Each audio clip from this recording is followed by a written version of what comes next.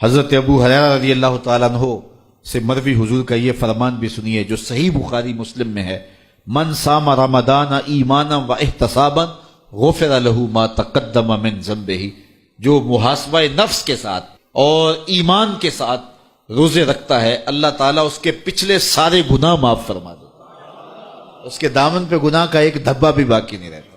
یہ کرم نوازیاں ہیں۔ حضور علیہ الصلوۃ والسلام ماہ سیام سے قبل خطبہ دیا کرتے تھے صحابہ کو، اور ماہ سیام کا استقبالیہ خطبہ دے کے ان کو ماہ سیام کو کیسے گزارنا ہے اس کی تعلیم دیا کرتے تھے۔ آج یہ خطبہ جو حضور نے ارشاد فرمایا وہ آپ کے سامنے رکھوں گا۔ حضور نے ارشاد فرمایا، لوگو تمہارے اوپر ایک مہینہ جلوہ فراز ہو رہا ہے جو بہت بڑا مہینہ ہے، بڑا عظیم مہینہ ہے، جو مبارک مہینہ ہے۔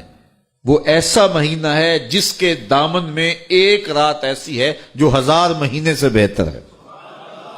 جعل اللہ صیامہ فریدہ، اللہ نے اس مہینے کے روزے کو فرض بنایا، وقیام لیلۃ تطوعا، اور اس کی رات کے قیام کو نفل بنایا۔ من تقرب فیہ بخصلۃ من الخیر کان کمن ادی فریدۃ فیما سواہ، اور جس نے کوئی اس مہینے میں بھلائی کی تو وہ ایسے ہے کہ جس طرح اس نے فریضہ ادا کیا۔ اگر کسی نے نفل ادا کیا تو ایسے ہے جس طرح اس نے فرض ادا کیا۔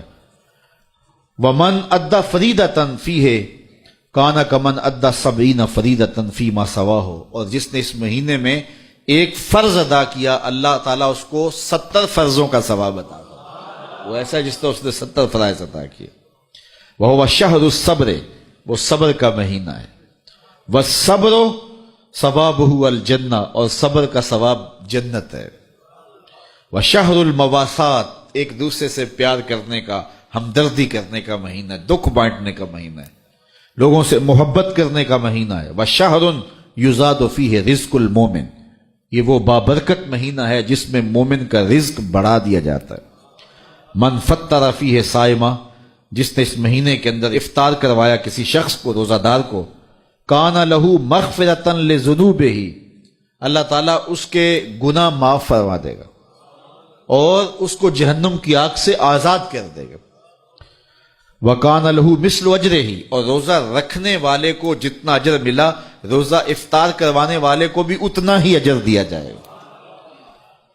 من غیر ان ینتقص من اجرہ شیئا، روزہ رکھنے والے کے اجر میں کسی کمی کے بغیر، اس کے اجر میں بھی کوئی کمی نہیں ہوگی، اور روزہ افطار کرانے والوں کو بھی پورا پورا اجر دے دیا جائے۔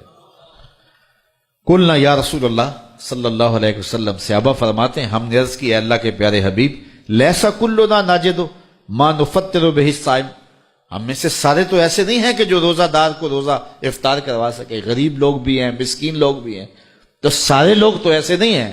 تو حضور نے کیا ارشاد فرمایا، سنیے۔ فقال رسول اللہ صلی اللہ علیہ وسلم، یؤتی اللہ ھذا الثواب، اللہ تعالیٰ یہ روزہ افطار کروانے کا ثواب عطا کرتا ہے۔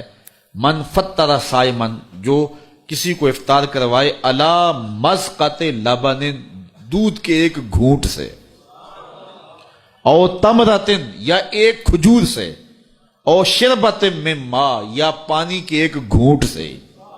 لازمی نہیں ہے کہ بہت سموسے پکوڑے بہت کچھ پڑے ہوئے ہوں اور بڑی فرنیاں شرنیاں ہوں، نہیں، اگر صرف ایک گھونٹ پانی کا پلا دیا، ایک لسی کا گھونٹ پلا دیا، ایک کھجور کھلا دی، تو حضور نے ارشاد فرمایا اللہ اس کو بھی پورا روزہ افطار کرنے کا ثواب عطا فرمائے۔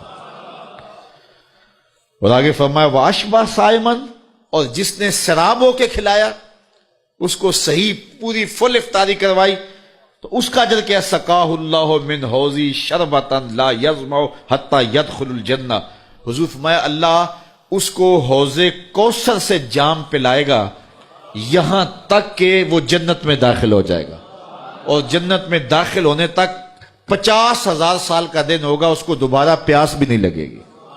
جب جام کوثر مل گیا، جس نے ایک گھونٹ بھی پی لیا، اس کو پھر پورا حشر کا دن پیاس نہیں لگے گی۔ وَهُوَ شَهْرٌ أَوَّلُهُ رَحْمَةٌ، فرمایا یہ وہ مہینہ ہے جس کا پہلا عشرہ رحمت ہے۔ وَأَوْسَطُهُ مَغْفِرَةٌ، اور جس کا درمیان والا حصہ مغفرت ہے۔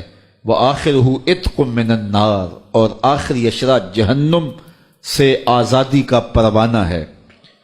اور آگے ارشاد فرمایا وَمَنْ خَفَّفَ عَنْ مَمْلُوكِهِ فِيهِ، جس نے اپنے مزدور کو، اپنے غلام کو، اپنے ملازم کو، اپنے ماتحت کو نرمی کی، اس سے تھوڑا کام لیا، غفر اللہ لہو وآتقہ من النار، اللہ اس کے گناہ بھی بخش دے گا اور اس کو جہنم کی آگ سے آزادی بھی عطا فرمائے۔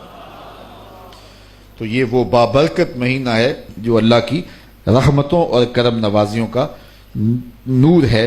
حضور علیہ الصلوۃ والسلام نے ارشاد فرمایا لکل شیء زکوٰۃ وزکوٰۃ الجسد الصوم، ہر شے کی زکوٰۃ ہوتی ہے، جسم کی زکوٰۃ روزہ ہے۔ تو روزہ جسم کی زکوٰۃ ہے، باطن کا تزکیہ ہے، من کا چراغاں ہے، نفس کی سرکوبی ہے، شیطان سے بچاؤ کا ذریعہ ہے، اور دوزخ سے ڈھال ہے، اللہ کی رحمتوں کا حقدار کرتا ہے اور اس کی کرم نوازیاں ہمیں نصیب کرتا ہے۔ خوش نصیب ہیں وہ لوگ جو ماہ صیام کو پورے خشوع و خضوع سے گزارتے ہیں۔